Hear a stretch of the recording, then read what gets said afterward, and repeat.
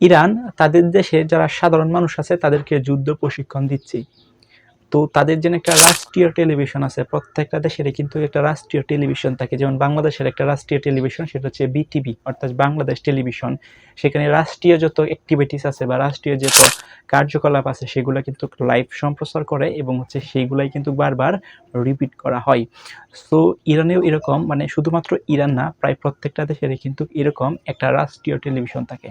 এখন ইরান কি করতেছে, ইরান হচ্ছে তাদের যে রাষ্ট্রীয় টেলিভিশন আছে সেখানে সাধারণ মানুষকে যুদ্ধ প্রশিক্ষণ দিচ্ছে। কিভাবে? লাইভ সম্প্রচারের মাধ্যমে। অর্থাৎ এই রাষ্ট্রীয় টেলিভিশনের মাধ্যমে লাইভ সম্প্রচার করে দেখাচ্ছে কিভাবে অস্ত্র ধরতে হয়, কিভাবে কি টেকনিক অবলম্বন করে অস্ত্রগুলা চালাইতে হয়। সো এরকম বিভিন্ন অস্ত্র প্রশিক্ষণ কিন্তু দিচ্ছে ইরান। সো এই যে রাষ্ট্রীয় টেলিভিশনে যে এই প্রশিক্ষণটা দিচ্ছে, এটার কারণে কিন্তু ইরানের যত হচ্ছে জনসংখ্যা আছে সবাই কিন্তু এই বিষয়গুলো দেখতেছে। তো একটা চিন্তা করে দেখেন, একটা দেশের মধ্যে সার্বিক যত টোটাল জনগণ থাকে তার যদি 50-60% যদি এই প্রশিক্ষণটা নেয়, তাহলে কিন্তু এই সংখ্যার একটা মেসিভ সংখ্যা। সো এখন এই যে প্রশিক্ষণগুলো দিতেছে যেন রাষ্ট্রীয় টেলিভিশনে লাইভ সম্প্রচারের মাধ্যমে, কারণ কি? কারণ হচ্ছে ইরানের উপরে যদি এখন কোনো দেশ আবার নতুন করে হামলা চালায়, যাতে ইরান আরও স্ট্রংলি ভাবে কামব্যাক করতে পারে। এটার কারণে প্রত্যেকটা সাধারণ জনগণ যারা আছে তাদেরকে প্রস্তুত করার সিদ্ধান্ত নিছে। দ্যাট ইজ দ্য গুড একটা ডিসিশন। কারণ একটা দেশের যুদ্ধ পরিচালনা করার জন্য ওই দেশের যে সামরিক শক্তি আছে, পুলিশ, সেনাবাহিনী, নৌবাহিনী, এরকম যত সামরিক শক্তি আছে তারাই কিন্তু এই যুদ্ধটা কন্টিনিউ করে। অর্থাৎ সাধারণ মানুষগুলো কিন্তু কোনো যুদ্ধ যায় অংশগ্রহণ করে না, সরাসরি মানে অমনভাবে।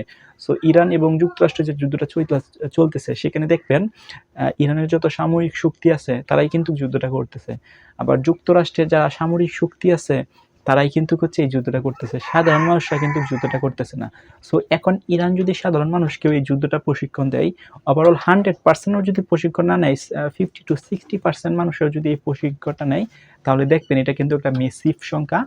এই 50-60% মানুষের এই প্রশিক্ষণটা গ্রহণ করার পর যদি তারা মাঠে নামে, তাহলে দেখবেন ডেফিনেটলি বেটার একটা পজিশন বা বেটার একটা অবস্থা গ্রহণ করতে পারবে ইরান। সো শুধুমাত্র ইরান না, যে কোনো কান্ট্রি যদি তাদের ইন্টারনাল অফ সাধারণ মানুষ আছে বা সাধারণ জনগণ আছে তাদেরকে যদি এরকম যুদ্ধ প্রশিক্ষণ দেওয়া হয়, তাহলে ওই দেশের উপরে অন্য কোনো দেশের সময় আক্রমণ করে তখন কিন্তু এগুলোকে খুব তাড়াতাড়ি প্রতিহত করা যায় এবং তারা কিন্তু জয়লাভ করার একটা সম্ভাবনা থাকে। সো ইরান কিন্তু সেদিক থেকে চিন্তা ভাবনা করতেছে যে তাদের যে উন্নত যে টেকনোলজিগুলো আছে সেগুলো তো আছেই, সেগুলো কারা ব্যবহার করবে? সেগুলো হচ্ছে সামরিক শক্তি যারা আছে, আবার ইরানি সেনা যারা আছে তারা হচ্ছে এগুলো ব্যবহার করবে। সো সাধারণ মানুষকেও প্রশিক্ষণ দিচ্ছে যাতে পরবর্তীতে ইন কেস ইমার্জেন্সিতে যাতে সাধারণ মানুষকেও কাজে লাগাতে পারে, অর্থাৎ কাজে লাগিয়ে তাদেরকে একটা হচ্ছে জয়লাভ করার চিন্তাভাবনা আনতে পারে। সো এই যে ডিসিশনটা নিছে হচ্ছে ইরান, সেটা কিন্তু একটা ভালো ডিসিশন হতে পারে। সো বেটার ডিসিশন নেওয়ার চিন্তা ভাবনাই কিন্তু এখন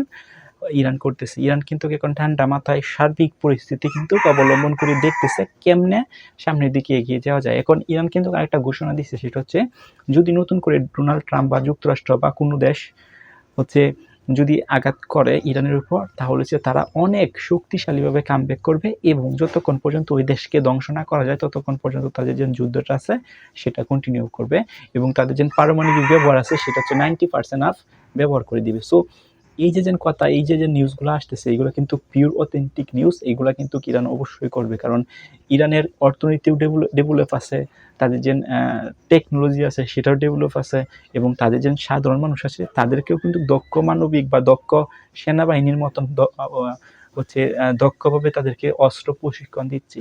সো সব দিক দিয়ে চিন্তা করে দেখেন ইরান কিন্তু মোর অ্যান্ড মোর বেটার একটা পজিশনে থাকবে।